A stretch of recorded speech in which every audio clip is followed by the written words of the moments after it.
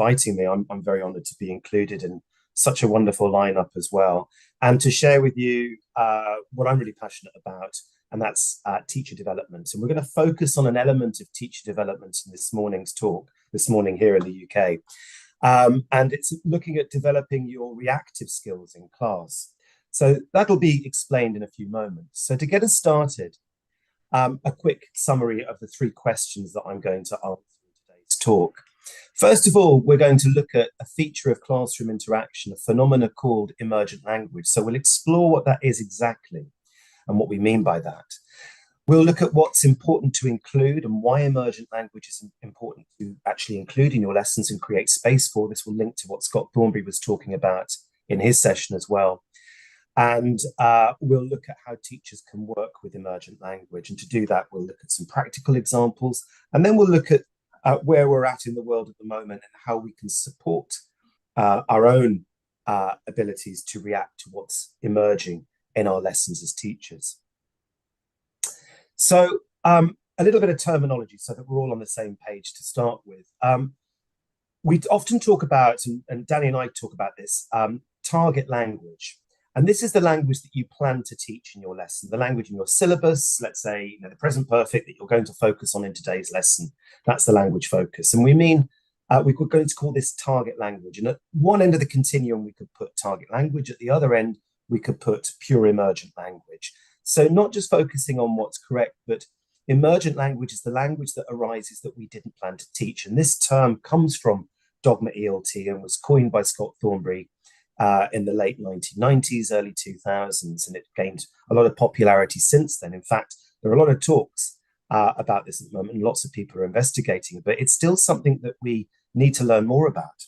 So what do I mean by emergent language exactly? I say it's unplanned. Well, Danny Norrington-Davis, my colleague, and I, who wrote our book, Working with Emergent Language, define it as this: unplanned language that is needed or produced by learners during meaning-focused interaction. This language is then explored through reformulation, clarification, and support by the teacher. Okay, so it's not something we decided we're going to teach, but we teach it because it's needed by the learners. Okay, and this is something that still needs quite a lot of investigation. But today, we're going to scratch the surface of that and look at some practical ways in which you can start to examine your practice and how you respond to your learners. So why is emergent language important? Well, and this is very much, dogma ELT, brought this to the forefront, but the idea that, language development can be viewed in lots of different ways, and interaction, there's generally a lot of support, which way you look at second language acquisition or language development, that supports that we should actually provide learners with support with language at a point of need. This relates to more general educational ideas like Vygotsky's the zone of proximal development, where you challenge the learners just beyond what they can do, and with some help, hopefully they're going to develop their abilities. This is often referred to as teacher mediation, scaffolding, collaborative dialogue. The skill of the teacher to work with what's coming up in class is really important in terms of any learning that we do, but certainly with emergent language as well. If we take a more cognitivist perspective on this, which includes, focusing on meaning. So, thinking about what's the purpose of language. Well, language is about communicating ideas, thoughts, and beliefs about the world. If that's happening, then there's going to be a focus on form, where form is needed. Yeah, the language is needed by the learners in order to communicate their meanings accurately to what they're thinking or what they can do in their first language. And this is about responding to the learner's internal syllabus. And this is an idea that goes way back to some of the work of Pitt Corder in the 1960s and 70s. But it's about really finding where the gap is in the learner's knowledge, because if the learners find a gap in their knowledge, one idea, and Ellis points this out, that they're more sensitized to any input that's coming in. And there's a general idea in education, but also in second language development and additional language development, that feedback on learning can have a really important, influence on this. Okay, so there's quite a lot of support for working with what comes up in a lesson. That's the theoretical part, but what do we actually mean by it? What does that mean in practice? Well, Danny and I got together some years ago before we wrote our book on this, and we tried to categorize what we mean by emergent language. And I think we were quite successful in doing that. These are the categories that we came up with is, for example, when there are errors or breakdowns in a communicative event. These errors in the communicative event, we didn't plan to pick up on these errors. They're not with target language, but we work with them as they arise. And that's probably the most obvious way of working with emergent language. But it's also about extensions, alternative ways of producing the same meaning, pushing the learners on developmentally, again, finding that edge of what they know, their ZPD, and pushing them on so that there's some sort of challenge in learning. And that could be, especially with intermediate plus learners, where we want to give them some alternative ways, exploring different registers, for example, in order to increase their language knowledge. But it could also be language that comes up in the lesson that learners find in some way interesting or new or useful. A learner can say something and it could be a good piece of language and you think, oh, this is worth exploring and looking at with the group. It could be when you've done a task in a lesson, as in task-based learning, and some language comes out of it that you think is useful or interesting to share. And the most obvious way is when learners ask questions about language. Teacher, what does this mean? How do I say? And we might just simply provide a translation or explore that language that comes up. But it's this exploration which we're going to talk about today, because we see it as an important part, and I'm sure many others see it as an important part of the process of learning. It's exploring language.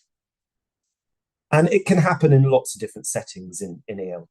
Very much based in a communicative methodology. And within that, we've got task-based learning. Obviously, when learners are in a more pure form of it, when learners are performing a task, they're going to need language. And that provides an opportunity or an affordance for the teacher to introduce language that they need. And obviously, Dogma ELT, as I say, the term was coined by Scott Thornbury. But the idea that, conversationally driven lessons that are focused on meaning are going to produce a need for language by the learners, and making the teacher a resource to support that language that the learners need. And also, we think about other types of classrooms. Some of you may teach in classrooms where you're teaching another subject through the medium of English, content language integrated learning, where there's lots of opportunities for language to emerge that supports that kind of learning, learning geography, let's say, through the medium of English. So what we're going to do, this can seem like quite an abstract phenomenon. So I'd like to give you a practical example of how this might look in the classroom. Obviously, it's going to look there's so many different ways this could look in so many different contexts that we have around the world. But the first thing that you need to do as a teacher in order to work with emergent language is to tune into your learners and really listen to what they're saying, tune into the meaning, so that then we're able to deal with the form. And we're going to watch a clip of a teacher at International House London, a very experienced teacher trainer called Melissa Lamb, working with a group of business English students. They're kind of B2/C1. And they were doing a lesson about work conflicts. And as the teacher was listening to them, Melissa was listening to them, she noted down some things that they were saying, communications between co-workers, so on and so forth. And we're going to listen to Ezgi, who has quite a long turn in the feedback in the lesson. The teacher's been monitoring, listening to the learners talking about work conflicts. And then she's going to conduct some feedback on the language, or actually the ideas first, and the language that the learners use. So let's take a look at this video, and then we're going to explore what's happening within it. And then we'll look at how doing an activity like this can be useful in supporting your own development. Okay, so there's two questions. You might want to take a screenshot or a picture on your phone. I'll hang here for a moment. And there's two questions I'd like you to think about, and you can type your answers into the chat, or you can pop them on a notebook if you want to keep them for yourself. But here is the task. What emergent language does the teacher focus on? And how does the teacher work with the emergent language that comes up in class? So we've got why, what, and how. Okay. And then if there's time, we'll explore the why a little bit afterwards. So as we can see here, the teachers got the students in groups talking about work conflicts. And Ezgi here is actually, if we listen to her, she's a Turkish student. She's kind of B2 plus, but in here, she's finding it quite difficult to get her message across. So the teacher's listening very, very carefully as she talks about particular issues. She has a very long turn. She's talking about a law firm that she worked with. So she's getting her meaning across, and the teacher's listening quite patiently to this. The turn's still going. But as the teacher's listening, she needs to make sure that the whole class is actually following what she's saying, because sometimes she's quite unclear. So we'll look at some of the things in a few minutes that the teacher actually does in order to make this clearer for the learners. So, for example, it's unclear really what she's trying to say. So the teacher brings this back and says, oh, so there was a problem in your job. Oh, you left the job, making sure that the rest of the class are following what she's saying. The teacher moves on to help her with what she's saying. She's trying to talk about something and it's unclear. So the teacher then steps in and says, do you mean managing or delegating in your job? And then she introduces the language to check that they're all on the topic talking about conflicts. So moving on a little bit, the teacher then moves on, gives another student a chance to speak. The learner talks about a problem that she had when she was working on a kid's play scheme. And again, listening carefully, she's looking for the gaps in the learner's knowledge. And as she has been listening to them, she's put language up here on the board, which we're going to zoom in on and have a look at in a moment. So she notices there's some language that they don't know. And this is some emergent language that the teacher works with. She begins to she's put this language on the top here up while the learners were busy. And then secondly, she starts to work with where she notices there's a gap with what one of the learners said. And she introduces something that she thinks is going to be new for all of the students in the group. So remember, there's a balance that she's got to strike because they're B2 plus. Some of them are quite stronger. And she's got to look for some language that's going to provide challenge for the whole group, not just one learner. So you're not just giving one learner feedback. You're looking for opportunities to work with language that's going to be useful for the whole group. And again, she hasn't planned to teach this language. It's coming as she's listening to the learners.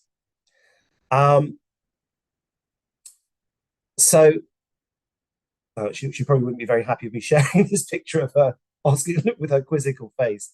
But she starts to build this language up at first. So she talks about a problem the learners had.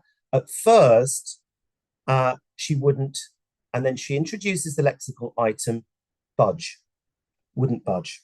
So she's talking about, the learner's been saying an issue with one of her co-workers who wouldn't change her mind. Now, that's absolutely fine saying she wouldn't change her mind. But here is an example of the teacher pushing the learners on developmentally by giving them something more complex. Okay, so she introduces this word budge. Okay, introduces this word budge. She goes on to start exploring it further. She wouldn't budge, okay, and by contextualizing it, but in the end, what do you think she was going to say? Compromised. So she puts the word compromise up, but actually, we can't see this because we can't play the video, but she forgets how to spell the word compromise, so elicits it from the student. So there's some really natural moment of the teacher working with it. And even though she forgets the spelling, this isn't a bad thing because teaching is a messy business, actually. And it's these messy moments where actually we're working with what the learners really need in this case. So she ends up putting the whole phrase on the board and checking with the learners that they understand it. So she asks some questions to help them with this. For example, it could be questions like, when someone won't budge, will they change their mind? Yeah, if you compromise, when you compromise, do you find an agreement or not? So she uses questions to check that the learners understand the language, very much like we might learn on an early teacher training course, these concept questions that we might be taught. But she uses them quite judiciously here, just to check that everybody understands when they can use that language, and what situation it's appropriate in. After that, she moves back to the class and then looks at some other language that she'd noticed earlier on. So she noticed that some of the learners were having some issues with this particular language here, which we're going to look at in a moment. But just take a mental note of this page here. So she works with the learners and it elicits from them the target language, the emergent language that she wants to work with, okay, which she thinks will be useful to them. Okay, so it's a shame we can't see the video, because obviously in the video you can see the interaction, you can see the language emerging, you can see her thinking about how to respond to the learners. But what she does do, we'll just summarize some of the things that she does here. She, first of all, gives them feedback on content. And by that, feedback on content is feedback on meaning, feedback on ideas. So rather than just, starting the feedback at the end of listening to the learners, saying, okay, I heard some mistakes, here they are on the board. Rather than doing that, she gets them to come back together and she elicits from the learners. She gets them to recall what they were talking about. So Ezgi, you were talking about an interesting work conflict here. Can you tell us about this? What was the problem with your boss that you were talking about? These are some of the things that the teacher does to get us focused back on meaning. Because, okay, she's got some language she wants to work with, but she can leave that till a little bit later. First, I need to see what they're saying to each other. I've been listening to them. Now let's see what's happening, because the more confident you get as a teacher with working with your learners' output, the more you can see where the gaps are, and the more you're thinking about, right, here's some language that I can now go and have a look at. Here's an opportunity to work with this language. And she does this by prompting and eliciting from the learners in the clip. She does a lot of active listening. She doesn't echo what the learners are saying. For example, if Ezgi says, my boss, the teacher doesn't say, your boss, because that would close down the discourse, that would close down the interaction, because you're taking the turn back from the learner. So what she does is lots of active listening. Yeah, tell me a little bit more. So you're pushing the learner and encouraging them to say more, because the more that the learner says, the more data that you've got to work with that's going to be helpful to that learner, or potentially, the decision you make on the language you want to work with the class itself. She does lots of summarizing. We didn't see it in the clip here, but as Ezgi's talking, it's unclear what Ezgi's saying. So Melissa jumps in and tries to summarize what she's saying for the rest of the group. Oh, you're saying it's not workable. Okay. Now we could see this as a piece of emergent language, some new language, because the learner had a gap in their knowledge. And this is a moment where we could maybe highlight that for the group. So another thing that Melissa says in here is, when she's summarizing, she says, so the problem was the way your manager was delegating and not delegating, and checking with the learner that that's what they mean, because there's a danger when working with emergent language that actually we just decide what we want, what the learner's trying to say, rather than negotiating with it. And this is back to that kind of idea from Michael Long of negotiating meaning. It's really important for the teacher in this interaction to negotiate with the learners and to check that you understand exactly what they're trying to say, so that you can provide them with language that's useful to them in order to communicate their meaning more clearly.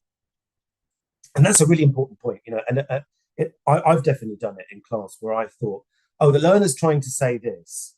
So, oh, you're trying to say this, and I made a decision. And the more that the learners talked, I realized I've given them the wrong language. So one thing that I've learned in my journey of exploring, working and reacting to what comes up in class, is that we really need to check what the learners are saying, so that we provide them with the right language that's going to help them encode their meaning and what they want to say. And if you think about this, it's a normal process of learning any language.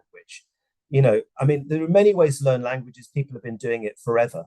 As long as humans have had language, we've been learning language.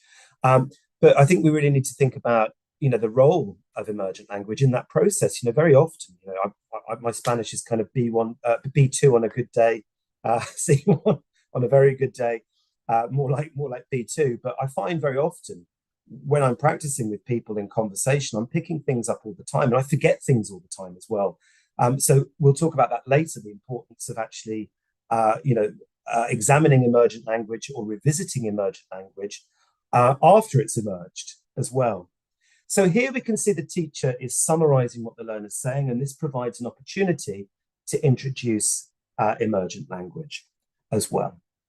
And what she does in the class is to provide equal opportunities for the learners to speak in the lesson. Now, this varies culturally, I think. In some classes that I teach, students that might have a different experience in educational background where they're not expected to talk so much, or they're only expected to speak when they're nominated. I think we need to remember that if we open, it's important to ask open questions, which we'll talk about in a few minutes. But I think, what they end up being with a quiet class are just rhetorical questions that the teacher ends up answering. So I think we need to give learners permission to speak as well. And that doesn't mean picking on the weakest students in the class who really maybe don't want to speak. It's about monitoring and listening very actively as a teacher to ascertain who's going to be ready to share something in feedback, so that actually we look for the positive experiences that the learners can have in class, or using the learners, as I looked at the beginning with you, showed you at the beginning, how we can use the learner's language as a way of sharing that with the rest of the group, as opposed to maybe picking on the students who are not so confident in sharing their ideas, or who maybe don't have a lot to say. We might look for other opportunities when we're monitoring to support those learners, scaffolding what they want to say, and then helping them have something ready to share in feedback as well. So there's a lot going on for us as teachers when we're in class. Teaching's been described as a complex open skill by Molderez and Waddell. And I think that really sums it up. It's complex what we're doing as a teacher, because we're constantly multitasking with so many different complexities and decision-making that's going on in our heads. And it's open because there's not always one way to react. There are many possible ways that we might want to react. And it's about exploring this and how we do it to understand what choices we have as teachers. And I think that's a really important point to consider. There's a lot going on in here and a lot expected of us as teachers. And a lot of it's happening subconsciously. So it's about really examining what we do. So we bring from the subconscious into our conscious mind what we're actually doing, and actually, give ourselves credit for the brilliant job that we're doing in terms of managing all of these complexities, but also looking for the ways that we can develop our awareness of these complexities so we can do them better in the future. And we can do that by examining our beliefs and by looking at concrete examples of what happens in lessons. So the actual language that emerges in this very short clip, the teacher only actually deals with emergent language. The students are speaking for most of this clip, and the teacher at the end works with the emergent language. She feeds in and supports the learners with language. Ezgi's having a problem saying this, basically, and the teacher says, you mean copy other people into the email. Nice, useful piece of language that's very relevant to the business English context that this lesson that we've just looked at is focused on. So again, the register and the language that we choose has to match what we're doing with the learners. If we've got an EAP, English for Academic Purposes class, then the language is going to be relevant to that. And we've got to make the learners aware of that particular register and what's appropriate for particular genres of speaking and writing and reading that we're looking at in class. She also says, we're not delegating clearly. There's lots of negotiation, as I mentioned. At one moment, Ezgi's struggling to basically talk about, better lawyers, she says, and so almost like an error correction, but providing a choice for the learners, better or top. She gives the learner a choice of language that might be help her get her meaning over clearly. Ezgi chooses top. So again, it's about learner agency. It's about providing the learners with the means that they need to express themselves more clearly. Obviously, Ezgi is a lawyer, and she can do all of these very complex things in her own language, in Turkish, but not in English. And that's where we're there as teachers, to be that mediator in order to support the learners with expressing what they want to express. The kind of language that she focuses on, because they're a higher level class, she focuses on the extension by providing alternatives, more complex ways of saying the same thing to give the learners a wider linguistic repertoire. And certainly at this level, that's the rationale for why she's working on this kind of language. She talks about, we saw this on the board, at first she wouldn't budge, and then she clarified it. Questions, didn't we? When someone doesn't budge, do they want to change their mind? Okay, what do we call someone who won't budge always in their mind? Stubborn, I think, comes up in this clip. But then we compromised, again, checking compromised. And what the teacher's doing by putting this up on the board, clearly for the learners, rather than just saying it and letting it dissipate, ephemerally into the ether, what she's doing is actually giving them a visual record and drawing their attention to the language explicitly. What she's doing is giving them this pattern here. We've got a lexical pattern. At first, what's the grammar that goes in here in this little chunk of language? Wouldn't budge is often a collocation, isn't it? But in the end, subject, verb phrase. So she's actually giving them quite a lot of language here and drawing their attention to what's possible. Encouraging the learners to note down this kind of language in their notebooks and to revisit it is important. And then we might want them to play with that language so that they can explore how that language is used. She looks at this idea of the mediator between the staff and senior management.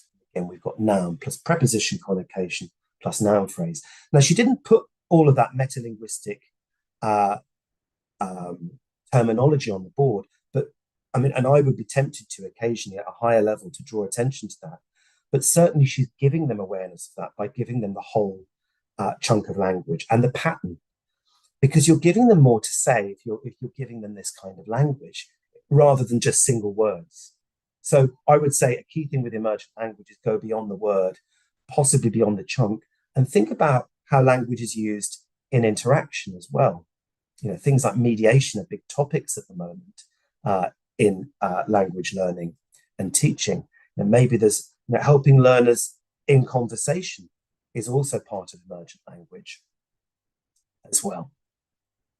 So the teacher here, we're going back to, she's using the board she's using the interactive whiteboard to flash up, her questions and to prompt the learners. But the teacher's working in the moment and using the board a lot in order to draw attention to emergent language. Now, that's language she's spotted the opportunities to teach, but she's also helping the learners with where there are gaps and what they're finding difficult to say as well.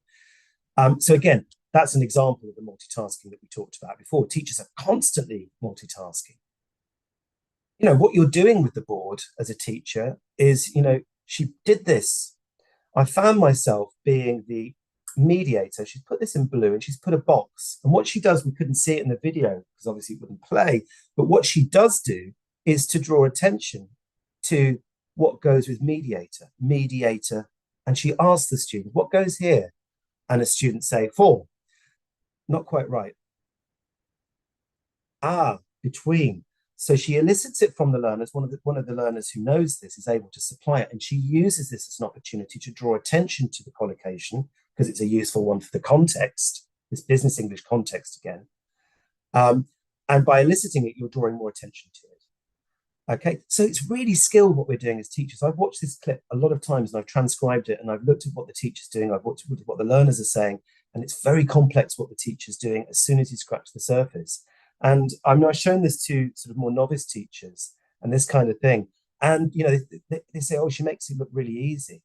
Well, she's been teaching for 25 years, maybe longer.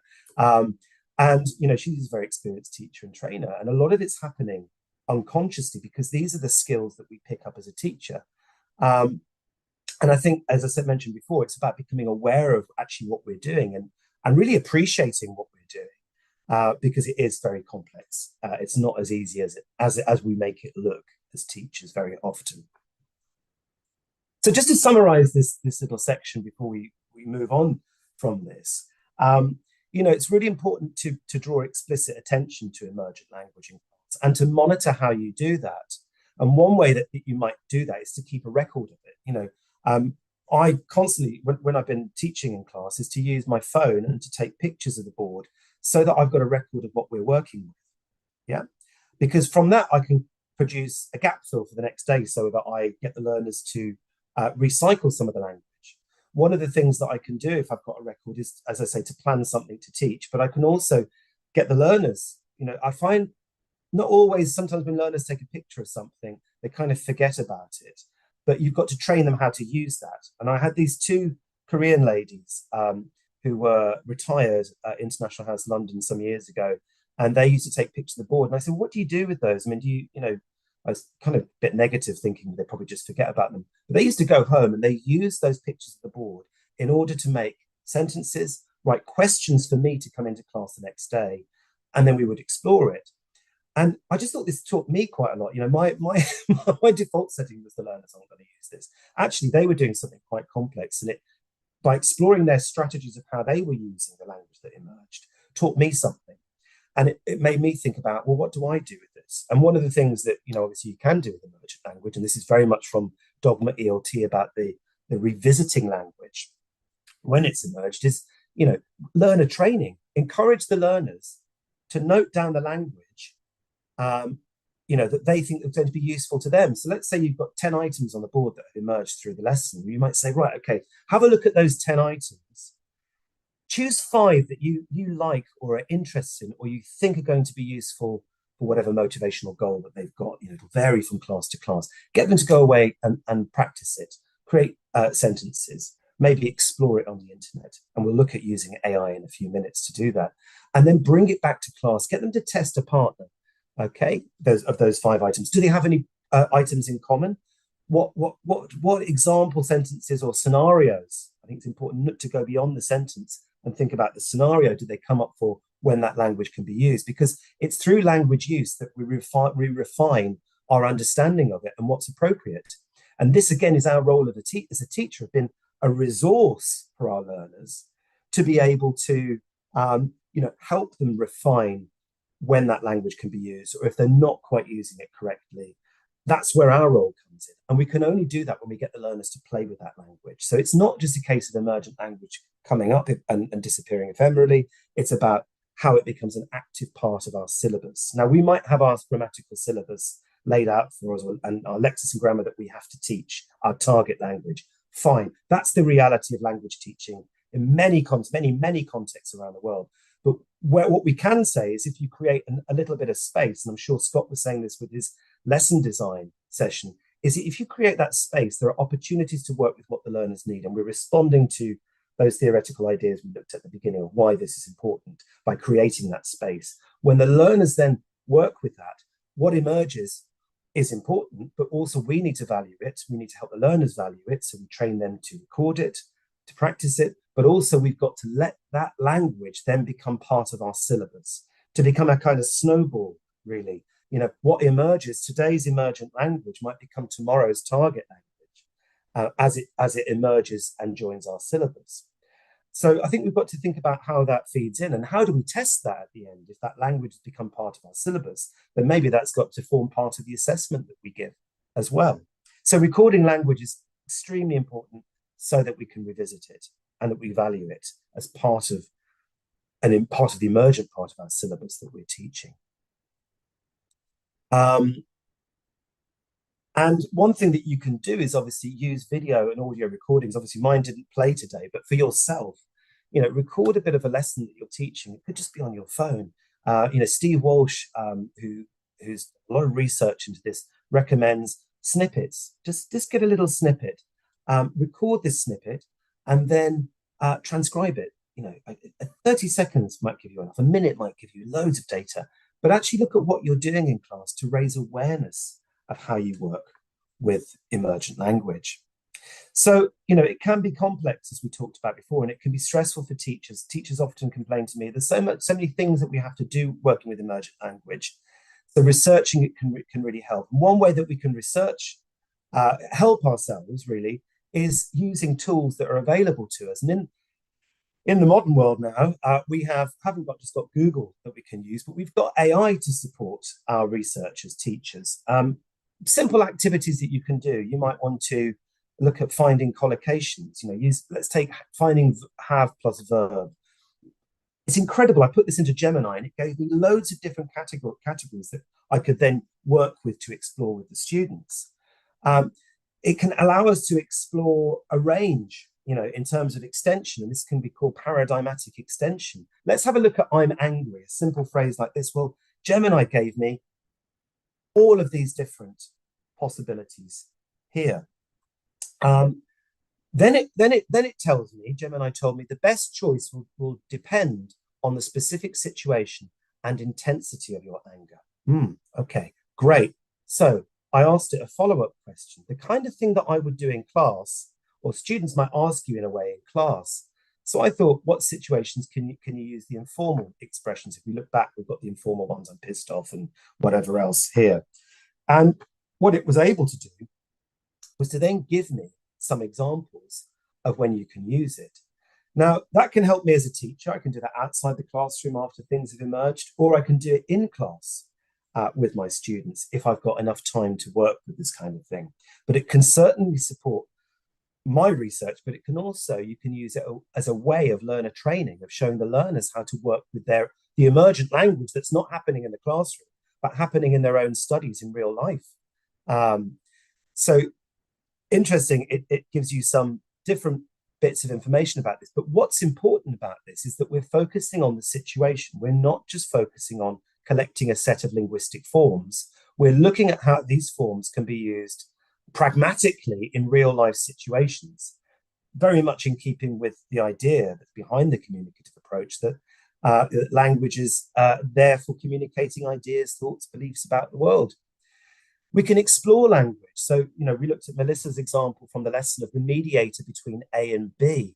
So I asked it for what different situations it could give me this to work in. And it said workplace, politics, legal disputes, personal relationships. And then it asked me this question: would you like to help me with specific sentence structures? So then we can explore grammatically how this particular language can be used. And it gives you loads of different examples. I don't expect you to read through this, but you can try this yourself in a complex sentence with a modal verb in a passive voice. So we can explore activating this language and looking at how this language works. This can provide for us in class, a chance to talk about the kind of things that we don't always have space to talk about. So the emergent language can be supported by AI in this way. I'm just going to finish off today by giving you an example of how this has been used by a colleague of mine and my student who I'm supervising for his MA dissertation at the moment. And he's looking at dogma ELT and how AI can be used to support that. And this is Danny Kabani. He's teaching at International House London and he teaches online as well. He's got a very introverted, or had recently a very introverted C1 class, so an advanced class. And they weren't very talkative. And they said that we don't like the course books, we don't want to use it. So he said, okay, we'll get rid of the course books. And he thought a dogma way of approaching the lesson would be the best way to do that. And he focused on emergent language. So in some conversations where he was getting them going, he was finding it difficult to get them going, this phrase came up. This is an example we'll look at that he shared with me. I'm not well versed in. Well, if you were to put that into ChatGPT this time, not Gemini, it gives you lots of examples of usage. Look at the bottom.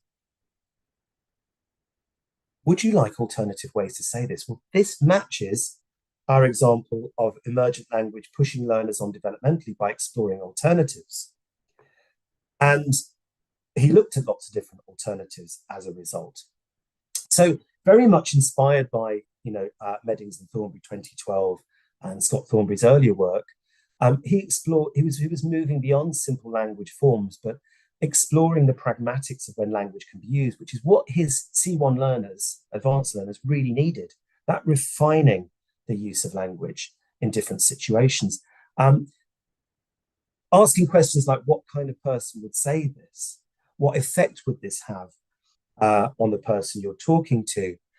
One thing that came up that he shared with me that ChatGPT had said Usually only teenagers would say this, and the teacher disagreed. So I think this really highlights the role of the teacher. We can't just believe what AI is giving us, but we can be a mediator between the language that's generated by AI and refining that language use for the learners.